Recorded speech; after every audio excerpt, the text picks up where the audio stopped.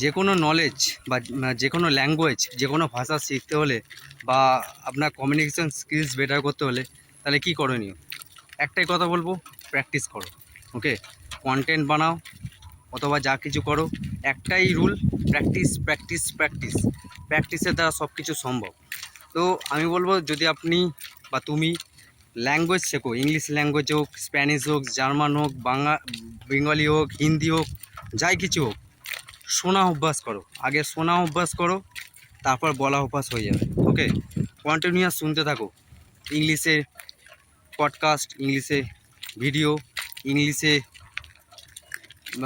Travel related knowledge, মানে সব শুনতে থাকো, ইংলিশ রিলেটেড নিউজ, ঠিক আছে, ইংলিশ রিলেটেড ব্লগস দেখতে থাকো, শুনতে থাকো। যত বেশি কানকে শোনাবে তত বেশি তোমার মুখ বলা শুরু করবে। ওকে, তো কানকে আগে প্র্যাকটিস করাও, শোনানো, ইংলিশ ল্যাঙ্গুয়েজ হোক বা যে কোনো ল্যাঙ্গুয়েজ হোক, সেটাতে ফ্লুয়েন্ট হতে পারবে, সেটাতে কনফিডেন্স আসবে, সেটাতে আরও বেশি তুমি ডেভেলপ করতে পারবে।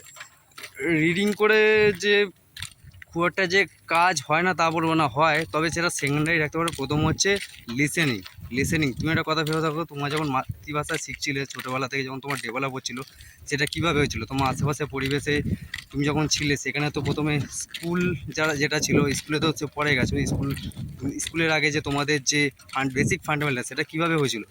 এটা হয়েছিল একমাত্র একটাই পন্থা, সেটা হচ্ছে শুনে অভ্যাস করে। শুনেছো, বলেছো, প্র্যাকটিস করছো, শুনেছো, বলেছো, প্র্যাকটিস করছো, শুনেছো, বলেছো, প্র্যাকটিস করছো, ভুল করেছো, ভুল থেকে শিক্ষা নিয়েছো, আবার বলা ট্রাই করেছো।